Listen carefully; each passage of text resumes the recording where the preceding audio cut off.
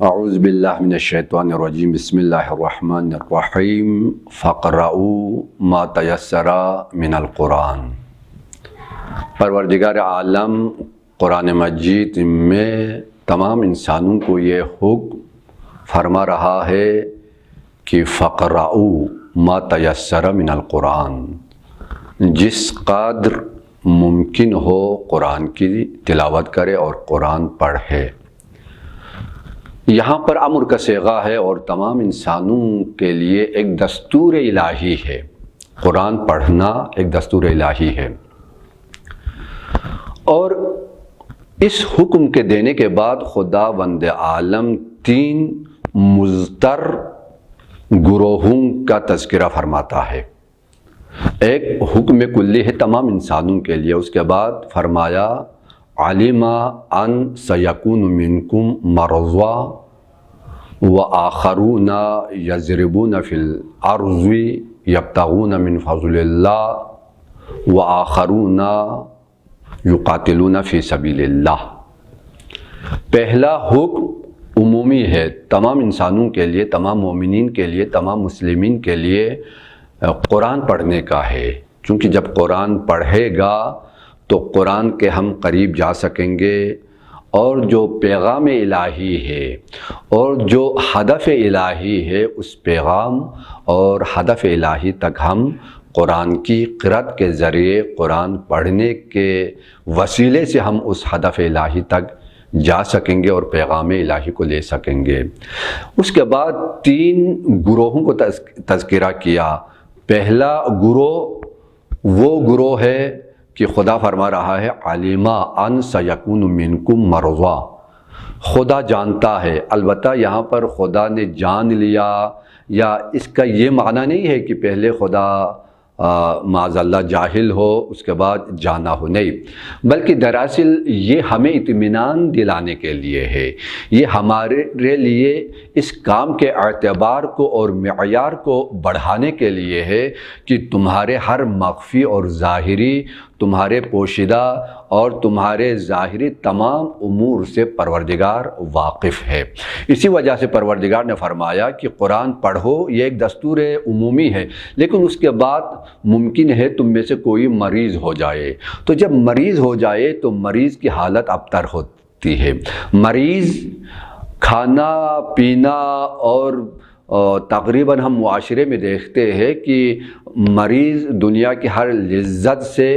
ہاتھ اٹھاتا ہے، اس لیے نہ کھانے کی لذت ہے نہ پینے کی لذت ہے، چونکہ اس بیماری کی وجہ سے، اس بیماری میں جو وہ مبتلا ہوا ہے تو تمام لذتیں اٹھ جاتی ہے۔ تو یہاں پروردگار اسے ایک معنوی لذت چکھانا چاہتا ہے، اور وہ لذت معنوی وہ ہے قرآن مجید کی قرأت اور اس کی تلاوت۔ اسی وجہ سے فرمایا کہ تم میں سے بعض لوگ مریض بن جائیں گے، مریض ہو جائیں گے، تو مریض ہو جائے تو تم دوسرے امور کو تو چھوڑ سکتے ہو، لیکن قرآن کی تلاوت کو نہ چھوڑنا، قرآن سے انس، محبت اور قرآن کے ساتھ جو انوسیت ہے اسے رہا نہ کرو۔ اسی وجہ سے فرمایا کہ مریضی کے عالم میں بھی جہاں تک تم پڑھ سکتے ہو قرآن پڑھو۔ اور اس کے بعد ایک دوسرے گروہ کا پروردگار نے تذکرہ فرمایا، اور وہ دوسرا گروہ وآخرون یضربون فی الارض یبتغون من فضل اللہ۔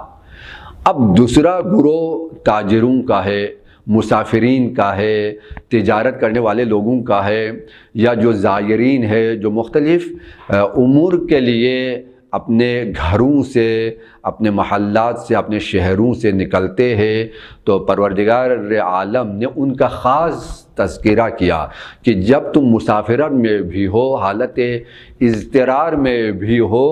تو ایک چیز کو نہ چھوڑنا، اور وہ ہے قرآن کی تلاوت۔ یعنی مسافرت کے عالم میں بھی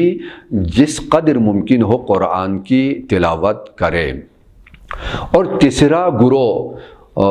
گروہ کی جو پریشانی ہے وہ سب سے زیادہ ہے۔ تیسرا گروہ وہ گروہ ہے کہ جس گروہ کے لیے قرآن نے کہا وآخرون یقاتلون فی سبیل اللہ، ہر لڑنے والے کا تذکرہ نہیں کر رہا ہے،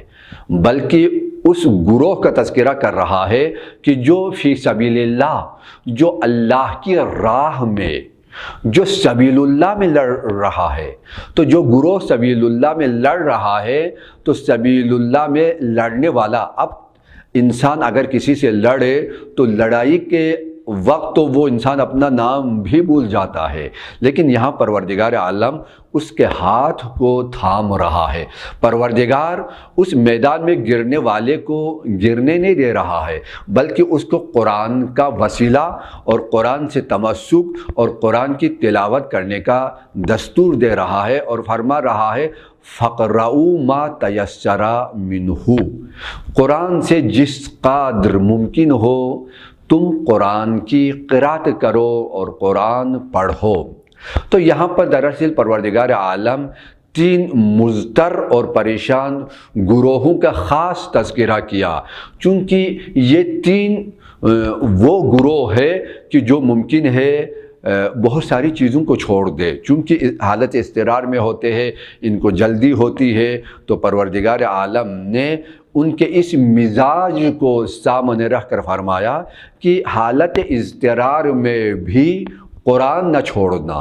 جب تم آج قرآن کو نہیں چھوڑو گے تو کل قیامت کے دن قرآن تمہیں نہیں چھوڑے گا، تمہاری قبر میں قرآن آئے گا، محشر میں قرآن آئے گا، اور جن کی کوئی شفاعت کرنے والا نہیں ہوگا تو قرآن وہاں آ کر انسانوں کی شفاعت کرے گا۔ والسلام علیکم ورحمۃ اللہ وبرکاتہ۔